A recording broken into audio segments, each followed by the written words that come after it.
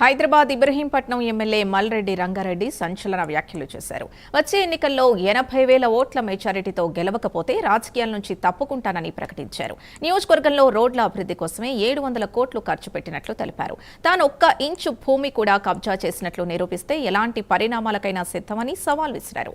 BRS నేతలు చేసిన కబ్జాలు, అవినీతిని బయటపెడుతోందన్నారు. అందుకే తనపై ఆరోపణలు చేస్తున్నారని అన్నారు. వచ్చే 10 సంవత్సరాలు కాంగ్రెస్ పార్టీ అధికారంలో ఉంటుందని ధీమా వ్యక్తం చేశారు. అబ్దుల్లాపూర్ మెట్ రైతు సేవా సహకార సంఘం గోదాంని శంకుస్థాపన చేశారు. నియోజకవర్గ అభివృద్ధి కార్యకర్తల సంక్షేమం కోసం పనిచేస్తామన్నారు. వాళ్ళు చేస్తలేరు, పైసలు తీసుకుని కొంతమంది లీడర్లు చేశారు. వాళ్ళకేమో 1,00,000, 2 లక్షలు తీసుకుని అమ్ముకుంటారు. మనం ఏమనుకుంటాం, పేదోడు కదా అని మనం అనుకుంటున్నాం. ఆ పేదోళ్ళ దగ్గర డబ్బులు తీసుకుంటాం. వాళ్ళకి కరెంటు మీటర్లు కూడా ఇస్తలేదు, ఎందుకంటే గవర్నమెంట్ ల్యాండ్.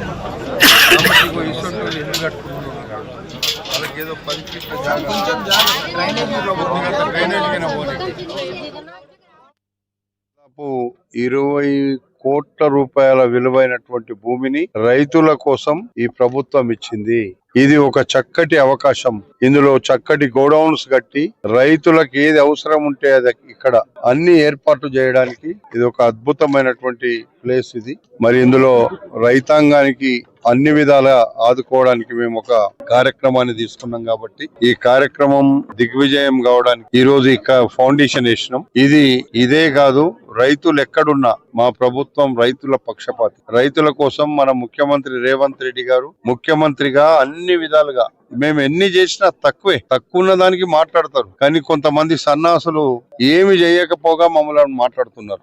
నిన్న మొన్న ఒకడు బిడ్జి గురించి మాట్లాడాడు. వాడు 15 సంవత్సరాలు సంకనాకిండంట, ఇప్పుడు వస్తున్నాడు. అందుకే మేము ఇవన్నీ ఆ వెధవల గురించి మాట్లాడి మేము తక్కువ చేసుకోదలుచుకోలే. మా వాళ్ళు చెప్తున్నారు, ఎవరి గురించో నేను పేరు పెట్టి మాట్లాడితే వాడు గొప్పోడవుతున్నాడు. అందుకే ఎవరి గురించి నేను మాట్లాడదలుచుకోలే. ఎవడు చెయ్యలేదో వానికి బుద్ధి చెప్పిండ్రు. 40,000 ఓట్లతో నన్ను గెలిపించిన ప్రజలకు రుణం తీసుకునేదే నా కర్తవ్యం, నా బాధ్యత, నా లక్ష్యం. ఆ లక్ష్యం దిశగా నేను ప్రయాణం చేస్తున్నా. అందుకే 1,000 కోట్ల రూపాయలు ఇప్పటికే ఈ నియోజకవర్గానికి 700 కోట్ల రూపాయలు రోడ్ల కోసం, కేవలం రోడ్ల కోసం తీసుకొచ్చినాం.